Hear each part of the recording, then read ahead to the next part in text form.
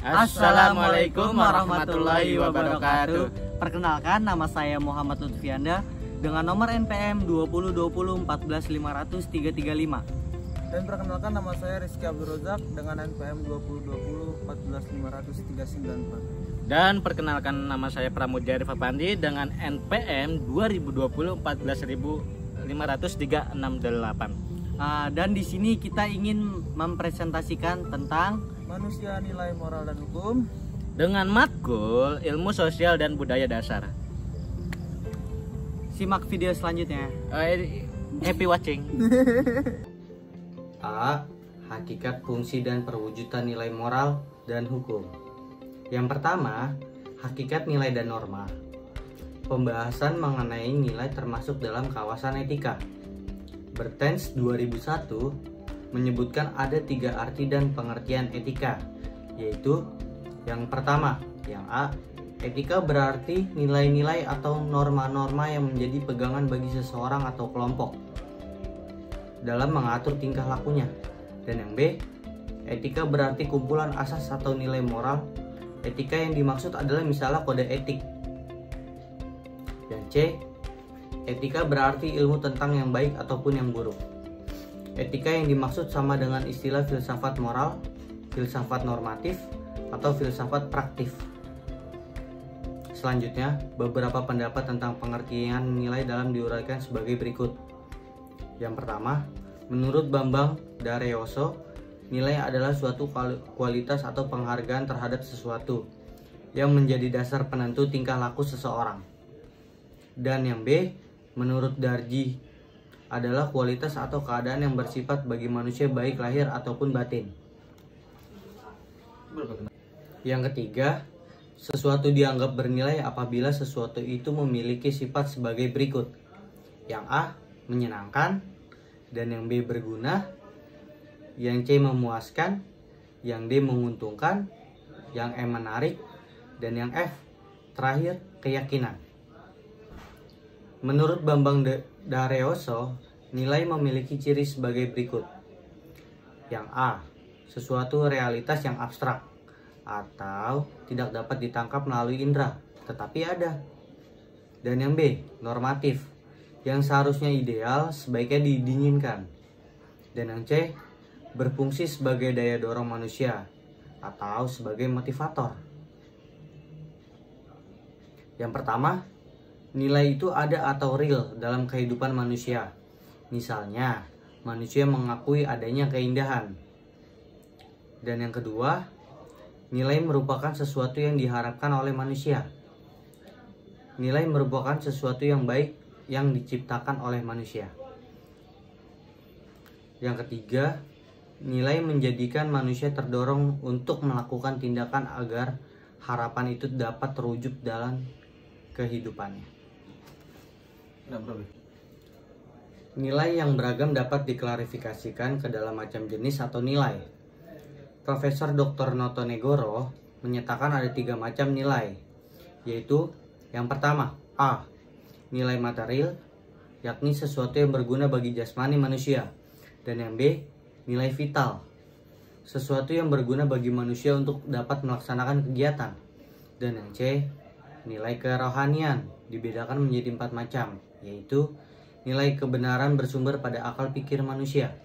Dan yang kedua, nilai estetika atau keindahan bersumber pada rasa manusia. Dan yang ketiga, nilai kebaikan atau nilai moral bersumber pada kehendak bebas, karsa hati, dan nurani manusia.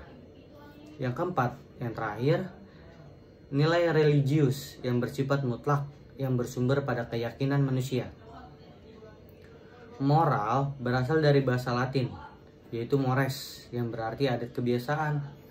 Dalam bahasa Indonesia, kata moral berarti akhlak atau bahasa Arab, atau kesusilaan yang mengandung makna tata tertib batin atau tata tertib hati nurani yang menjadi pembimbing tingkah laku batin dalam hidup. Dari beberapa pendapat di atas, istilah moral dapat dipersamakan dengan istilah estetika, estetik, akhlak, kesusilaan, dan budi pekerti.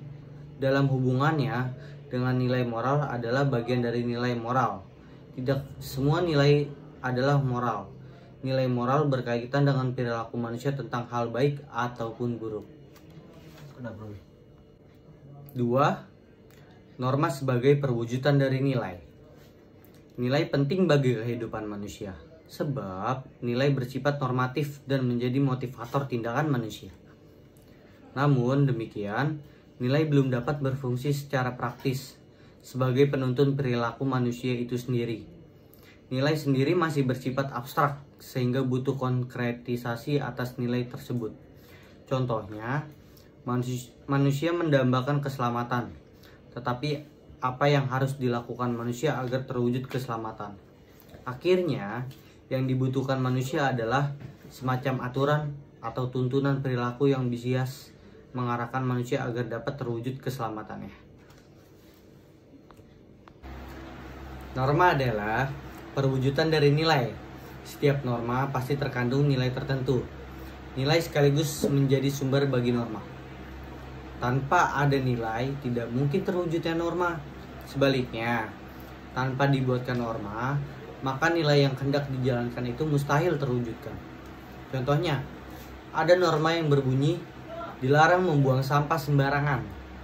Berarti, norma di atas berusaha menunjukkan nilai kebersihan. Dengan mengikuti norma tersebut, diharapkan kebersihan sebagai nilai dapat terwujud dalam kehidupan. Norma atau kaidah adalah ketentuan-ketentuan yang menjadi pedoman dan panduan dalam bertingkah laku dalam kehidupan masyarakat. Di samping sebagai pedoman atau panduan berbuat atau bertingkah laku, norma juga dipakai sebagai tolak ukur di dalam mengevaluasi perbuatan seseorang. Adapun berwujud bentuk ataupun jenis sanksi itu harus sesuai atau selaras dengan berwujud bentuk dan jenis normanya. Ya udah mati nih. Norma-norma yang berlaku dalam masyarakat ada 4, yaitu yang pertama, norma agama adalah norma atau peraturan hidup yang berasal dari Tuhan yang diberlakukan bagi manusia melalui utusannya. Pelanggaran terhadap norma agama berupa sanksi di dunia dan akhirat. Yang kedua, norma moral atau kesusilaan adalah norma yang hidup dalam masyarakat yang dianggap sebagai peraturan dan dijadikan pedoman dalam tingkah laku. Norma kesusilaan dipatuhi oleh seseorang agar terbentuk akhlak pribadi yang mulia. Pelanggaran atas norma moral adalah sanksinya yang bersumber dari dalam diri pribadi. Jika ia melanggar, ia merasa menyesal dan merasa bersalah. Yang ketiga, ada norma kesopanan. Adalah norma yang timbul dan kebiasaan pergaulan sehari-hari untuk suatu daerah tertentu. Pelanggaran atas norma kesopanan adalah sanksi dari masyarakat, misalnya dikucilkan.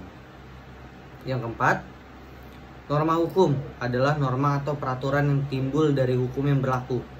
Norma hukum perlu ada untuk mengatur kepentingan manusia dalam masyarakat agar memperoleh kehidupan yang tertib. Jika norma ini dilanggar, maka akan ada sanksi yang bersifat memaksa. Norma hukum tertuang dalam peraturan perundang-undang.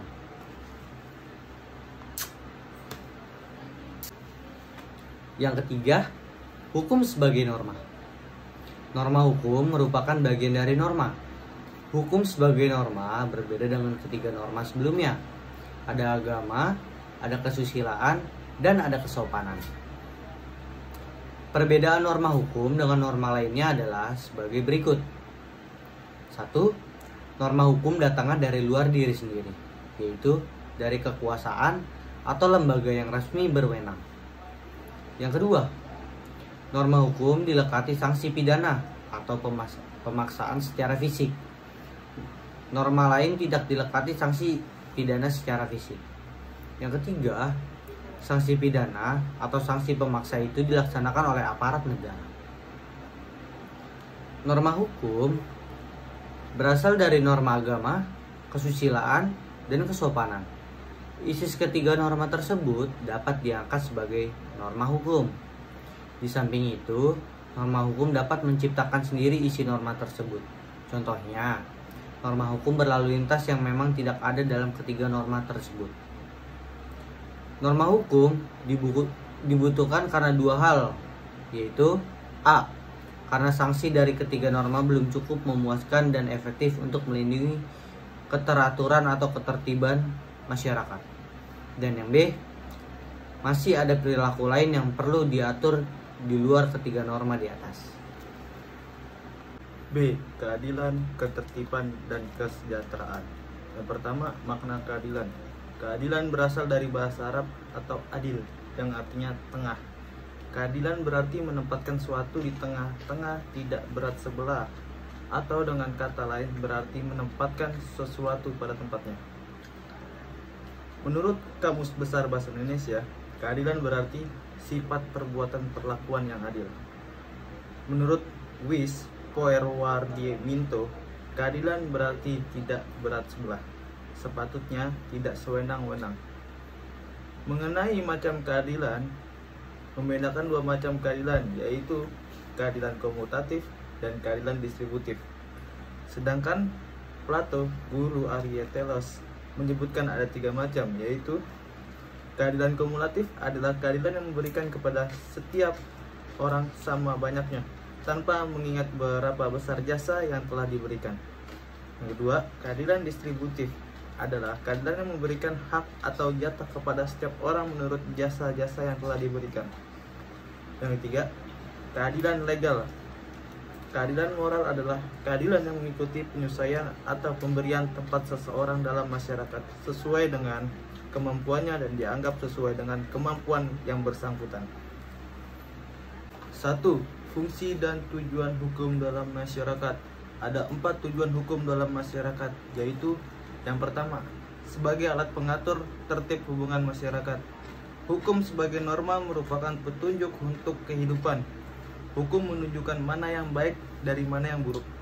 Hukum juga member petunjukkan apa yang harus diperbuat dari mana yang tidak boleh, sehingga segala sesuatunya dapat berjalan tertib dan teratur. Yang kedua, sebagai sarana untuk mewujudkan keadilan sosial. Hukum mempunyai ciri memerintah dan melarang. Hukum mempunyai sifat memaksa. Hukum mempunyai daya yang mengingat secara psikis dan fisik. Dengan sifat ciri-ciri dan daya hukum yang sedemikian, maka hukum dapat memberi keadilan dengan menentukan yang salah dan yang benar, dan peraturan yang dibuat dapat ditaati. Yang ketiga, sebagai penggerak pembangunan. Daya mengikat dan memaksa dari hukum dapat digunakan atau didaya gunakan untuk menggerakkan pembangunan. Hukum dijadikan alat untuk membawa masyarakat ke arah yang lebih maju dan lebih sejahtera. Dan yang keempat, fungsi kritis hukum. Fungsi kritis hukum ialah daya kerja hukum tidak semata-mata melakukan pengawasan pada aparatur pengawasan, tapi aparatur penegakan hukum termasuk di dalamnya. Dalam literatur ilmu hukum dikenal ada dua teori tentang tujuan hukum, yaitu teori etis dan teori utilitis. Teori etis berdasarkan pada etika yang bertujuan untuk mencapai keadilan dan memberikan kepada setiap orang apa yang menjadi haknya. Teori utilitis, hukum bertujuan untuk memberikan faedah bagi sebanyak-banyaknya orang dalam masyarakat. Gabungan dari kedua teori adalah teori campuran. Teori ini memiliki tujuan pokok hukum, yaitu ketertiban. Kebutuhan akan ketertiban adalah syarat mutlak bagi masyarakat yang teratur. Di samping ketertibannya, tujuan lain dari hukum adalah terciptanya keadilan yang isi dan ukurannya berbeda menurut masyarakat dan zamannya. Masyarakat perlu patuh dan menerima secara positif adanya kaidah hukum. Adanya kesadaran hukum menyebabkan orang bisa memisahkan antara yang sesuai dengan hukum atau perilaku yang benar dengan yang tidak sesuai dengan hukum atau perilaku menyimpang. Orang yang tidak memiliki kesadaran hukum adalah orang yang tidak mau atau tidak bisa membedakan antara yang benar secara hukum dan salah secara hukum. Orang yang memiliki kesadaran hukum akan tergerak untuk berupaya agar berperilakunya sesuai dengan hukum dan mencegah dalam perbuatan melanggar hukum. Yang C, problem nilai moral dan hukum dalam masyarakat dan negara. Yang pertama, moral adalah bagian dari nilai moral berkaitan dengan nilai baik buruk perbuatan manusia. Manusia yang bermoral tindaknya senantiasa didasari oleh nilai-nilai moral atau tindakan moral. Tindakan yang bermoral adalah tindakan manusia yang dilakukan secara sadar, mau dan tahu, serta tindakan itu berkenan dengan nilai-nilai moral. Yang kedua, nilai moral diwujudkan dalam norma moral. Norma moral bermakna kesusilaan atau disebut juga norma etik dalam peraturan atau kaidah hidup yang bersumber dari hati nurani dan merupakan perwujudan nilai-nilai moral yang mengikat manusia. Selain norma moral, ada pula hukum pada dasarnya. Hukum adalah norma yang merupakan perwujudan dari nilai, termasuk nilai moral, namun terdapat perbedaan antara norma moral dengan norma hukum. Antara hukum dan moral berkaitan. Hukum harus merupakan perwujudan dari moralitas. Hukum sebagai norma harus berdasarkan pada nilai moral. Apa artinya undang-undang jika tidak disertai dengan moralitas? Tanpa moralitas, hukum tampak kosong dan hampa. Norma moral adalah norma yang paling dasar. Norma moral menentukan bagaimana kita menilai seseorang. Suatu hukum yang bertentangan dengan nilai moral kehilangan kekuatannya, demikian kata Thomas Aquinas. Pelanggaran norma moral merupakan suatu pelanggaran etik, sedangkan pelanggaran terhadap norma hukum merupakan pelanggaran hukum atau legal. Pelanggaran etik adalah kebutuhan akan norma etik oleh manusia diwujudkan dengan membuat serangkaian norma etik untuk suatu kegiatan atau profesi. Kode etik merupakan bentuk aturan atau kode tertulis secara sistematik, sengaja dibuat berdasarkan prinsip-prinsip yang ada. Yang kedua, kode etik berprofesi berisi ketentuan-ketentuan normatif etik yang seharusnya dilakukan oleh anggota profesi. Kode etik profesi diperlukan untuk menjaga martabat serta kehormatan profesi dan di sisi lain melindungi masyarakat dari segala bentuk penyimpangan maupun penyalahgunaan keahlian. Dan yang terakhir, meskipun telah memiliki kode etik, masih terjadi seseorang melanggar kode etik profesinya sendiri. Contohnya, seorang dokter melanggar kode etik. Dokter pelanggaran kode etik tidak akan mendapati sanksi lahirlah atau bersifat memaksa. Pelanggar etik biasanya mendapat sanksi etik seperti menyesal, rasa bersalah, dan malu. Pelanggaran hukum. Pertama, kesadaran hukum adalah kesadaran diri sendiri tanpa tekanan, paksaan, atau perintah dari luar untuk tunduk pada hukuman yang berlaku. Dengan berjalannya kesadaran hukum di masyarakat, maka hukum tidak perlu menjatuhkan sanksi. Sanksi hanya dijatuhkan pada warga yang benar-benar terbukti melanggar hukum. Yang kedua, problema hukum yang berlaku di masa kini adalah masih rendahnya kesadaran hukum masyarakat. Akibat banyak yang terjadi pelanggaran hukum, bahkan ada hal yang kecil sesungguhnya tidak perlu terjadi. Dan yang ketiga, pelanggaran hukum dalam arti sempit berarti pelanggaran terhadap peraturan perundang-undangan negara. Karena hukum oleh negara dimuatkan dalam peraturan perundang-undangan. Dan yang keempat, pelanggaran hukum berbeda dengan pelanggaran etik. Sanksi pelanggaran hukum adalah sanksi pidana negara yang bersifat lahirlah dan memaksa masyarakat secara resmi atau negara. Berat sanksi bagi warga yang melanggar hukum. Negara tidak berwenang menjatuhi hukuman pada pelaku pelanggaran etik, kecuali pelanggaran itu sudah merupakan pelanggaran hukum. Ya, baik teman-teman, selanjutnya saya hanya untuk menambahkan kesimpulannya saja atau penutupnya saja yang apa yang telah dibahas oleh Muhammad Lutfi dan Rizky Abdul Razak yang tadi. Nah, di sini kesimpulan yang saya dapat diambil dalam pembahasan di atas dari pembahasan materi ini ada 5 poin kesimpulan, yaitu yang pertama, manusia adalah makhluk yang mempunyai fisik hampir sama dengan hewan. Nah, hewan mempunyai kepala, telinga, dan juga kaki, maka manusia pun juga memilikinya. Namun yang membedakan itu apa sih? Yang membedakan adalah dari kedua makhluk tersebut, yaitu akalnya. Nah, maka dari itu ada yang berpendapat bahwa manusia adalah hewan yang berakal. Seperti itu. Nah, yang poin kedua kesimpulannya adalah nilai menjadikan dorongan manusia untuk melakukan tindakan agar harapan itu terwujud dalam kehidupannya, gitu kan. Nah, selain itu, nilai juga merupakan sesuatu yang dipentingkan manusia sebagai subjek abstraksi, gitu kan, pandangan atau maksud dari berbagai pengalaman dengan seleksi perilaku yang sangat ketat. Nah, fungsi nilai secara langsung adalah mengarahkan tingkah laku individu dalam situasi sehari-hari, sedangkan fungsi tidak langsungnya adalah untuk mengekspresikan ya kebutuhan dasar, sehingga nilai itu dikatakan memiliki fungsi yang motivasi, gitu kan. Nah, selanjutnya poin kesimpulan yang ketiga itu moral atau moralitas adalah kualitas dalam perbuatan manusia, yang dengan itu kita berkata bahwa perbuatan itu benar atau salah, gitu. Kita bisa mikir benar atau salah, gitu, baik atau buruk, gitu. Kita bisa mikir ke situ. Nah, moralitas mencakup pengertian tentang baik buruknya perbuatan manusia. Nah, fungsi moralitas fungsi moral atau moralitas adalah sebagai landasan dan patokan bertindak bagi setiap orang dalam kehidupan sehari-harinya di tengah kehidupan sosial kemasyarakatan, gitu kan. Nah, maupun dalam lingkungan keluarga, maupun dalam lingkungan teman-teman, maupun dalam lingkungan apapun, intinya ya dalam lingkungan masyarakat tuh dia kayak bisa sebagai sebagai untuk patokan bertindak kayak itu.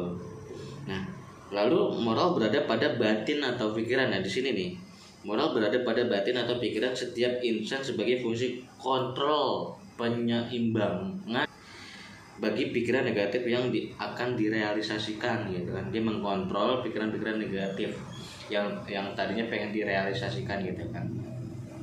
Nah, selanjutnya yang poin keempat kesimpulannya adalah hukum adalah sesuatu aturan atau ukuran perbuatan dan menjerumuskan perbuatan tersebut ke arah tujuan masing-masing yang sebenarnya.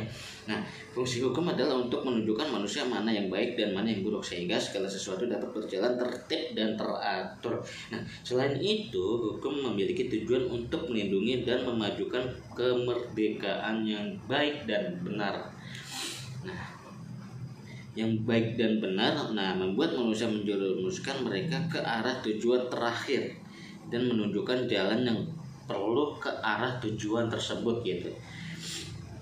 Selanjutnya yang terakhir, poin kesimpulan adalah yang kelima itu, permasalahan nilai, moral, dan hukum dalam masyarakat dan negara yang berupa pelanggaran terhadap nilai, moral, dan hukum memiliki perbedaan masing-masing. Misalnya nih ya, negara berhak memberi sanksi bila warga negara melakukan pelanggaran hukum, bila warga melakukan pelanggaran yang seharusnya dilarang, gitu kan, tapi dia malah melakukan. Nah, di situ tetapi tidak berwenang menjatuhkan sanksi bagi pelanggaran moral dan etika atau nilai, gitu kan. Nah, kecuali jika pelanggaran etika itu sudah menjerumus pada pelanggaran hukum atau sudah menjerumus sesuatu hal yang tidak wajar dan tidak bisa dimaklumi lagi. Ya dia mau nggak mau harus dihukum, gitu.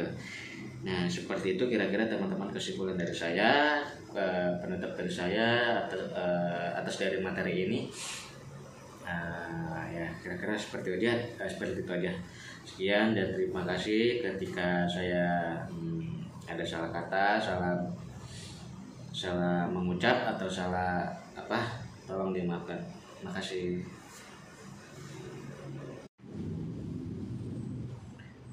Baik teman-teman, sekian dari presentasi kita. Saya sendiri Pramudya Avandi, dan teman saya tadi Muhammad Lutfi, dan yang satu lagi Rizky Abdul Razak. Bila ada kata-kata yang salah, bila ada